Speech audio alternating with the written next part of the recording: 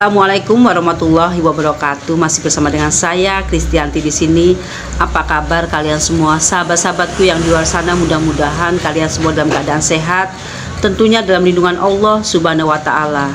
Sahabat-sahabatku yang dirahmati Allah, beberapa waktu yang lalu saya mendapatkan pertanyaan dari sahabat-sahabat semua, dan mohon maaf ini sebelumnya karena memang keterbatasan waktu dan tentunya kesibukan saya. Mungkin saya agak lama menjawab pertanyaan dari sahabat-sahabatku semua. Ini datang dari sebuah pertanyaan dari Mas Aloy Siregar. Aloy Siregar ini bertanya, Mbak Kristianti, saya tertarik dengan Islam, bagaimana caranya? Selamat siang Mbak Kristianti, saya Aloy. Saya penganut Kristen. Islam itu bagus. Ini 2 kali pertanyaan, mungkin saya belum bisa menjawab. Kemudian dia mengulang 2 kali pertanyaan. Mas Aloy Siregar, apa kabar? Alhamdulillah Anda tertarik dengan Islam. Saya sarankan mungkin di sekitar Anda, baik sahabat, teman, tetangga yang terdekat dengan Anda, cobalah bertanya kepada mereka yang sudah muslim. Jadi mungkin dari sahabat atau teman atau saudara yang muslim yang terdekat dengan Anda, insya Allah bisa memberikan masukan, memberikan support. Yang pasti belajarlah Islam melalui sejarah-sejarah Islam, sejarah-sejarah kenabian Nabi Muhammad, sejarah-sejarah bagaimana Islam dengan guru-guru yang terdekat dengan Anda. Tentunya insya Allah mereka semua yang ada di sekeliling Anda insya Allah mensupport Anda. Kalau saran dari saya, tentunya bukalah kitab suci Al-Quran. Dengan membuka kitab suci Al-Quran ini tentunya akan lebih memahami sebenarnya Islam, bagaimana Islam. Mudah-mudahan Mas Aloy Siregar ini beliau mendapatkan hidayah, dan tentunya insya Allah Allah membukakan hati Mas Aloy Siregar ini dan melembutkan beliau untuk bisa lebih bisa memahami Islam. Ini datang lagi dari Rosi Yusuf, maaf. Assalamualaikum Mbak Kristianti, saya terkadang bingung dan sedih semenjak saya menjadi mu'alaf. Saya masuk Islam, selalu saja saya banyak masalah, mohon solusinya. Ini pertanyaannya sudah lama, cuma maafkan saya, baru kali ini saya mungkin bisa menjawabnya. Ini Mas Rosi Yusuf, semua orang yang mengenal Islam berusaha untuk menggapai hidayah Allah. Tentunya semua orang yang mendapatkan hidayah Allah, baik dengan cuma-cuma maupun dengan pencarian itu sendiri, semua akan diuji oleh Allah. Semua akan diuji, baik itu dengan harta, baik itu dengan diri kita sendiri, keluarga kita. Karena memang Islam itu menawarkan surga yang didapatkan tidak secara instan, harus butuh perjuangan.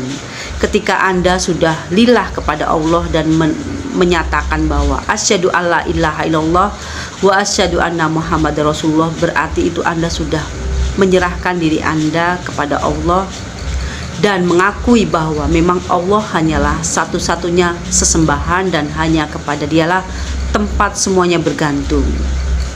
Anda adalah orang yang bersih dari dosa ketika sudah memasuki Islam, dan Anda akan memasuki kehidupan yang baru, dan tentunya kehidupan baru ini penuh dengan tantangan dan rintangan. Karena apa? Ujian itu tentu akan mendapatkan pahala tersendiri di sisi Allah. Jadi pahalanya sangat besar dan sangat luar biasa. Makanya ujian itu juga sangat luar biasa. Jadi kita hidup di dunia ini bukan untuk bersenang-senang ya, sahabat-sahabatku yang dirahmati Allah. Bagi mereka semua yang mungkin di luar sana yang sudah mualaf dan memulai kehidupan yang baru, banyak rintangan, cobaan, baik dari keluarga, dari tetangga, dari saudara, dari semua lingkungan komunitasnya. Jangan berkecil hati, karena memang hidup ini hakikatnya bukan untuk bersenang-senang. Hidup ini hakikatnya untuk kita diuji.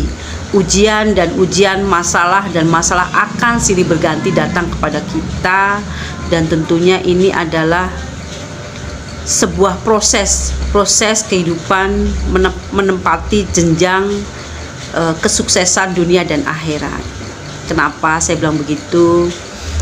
Bagi orang yang sudah memasuki Islam dan sudah lillah kepada Allah, dan beliau sudah memasuki Islam yang kafah, tentu akan berbeda, dalam pemikirannya, karena memang segala hidupnya, matinya, rizkinya, semuanya dia gantungkan hanya kepada Allah semata. Berpulang kepada ujian tadi adalah bagian dari kehidupan di dunia ini, dan nanti ketika kita diuji dengan ujian yang berat maupun yang ringan, tentu kesabaran itu adalah kunci utamanya. Kesabaran ini adalah benteng kita, dan dengan kesabaran ini pula Allah akan memberikan pahala yang sangat luar biasa karena kita lolos ujian tadi, yaitu surganya Allah. Terima kasih kepada Mas Rosi Yusuf yang sudah lama ya ini sebenarnya pertanyaannya, tapi maafkan saya baru kali ini saya bisa menjawabnya. Mudah-mudahan jawaban saya yang tadi mudah-mudahan bisa mencerahkan. Ini datang dari Robi Besi. Ibu, Beta punya buku yang mengupas tentang Al-Quran, dan Beta mau tanya, kenapa pada awalnya kiblat untuk sholat menghadap ke Yerusalem, dan terakhir baru dirubah arah kiblatnya ke Mekah? Mas Ruby Besi, terima kasih atas pertanyaannya. Maafkan saya baru kali ini saya bisa menjawabnya ya.